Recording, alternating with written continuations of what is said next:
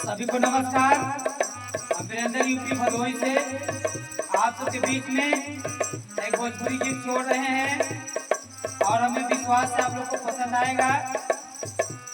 और गीत ऐसा भोजपुरी हो कि एक दुल्हा अपने औरत का ब्याह करके जब घरे लेके आए और दुल्हन जब घर में प्रवेश करने लगी तो दूल्हा का कहे कैसे मास्टर जी।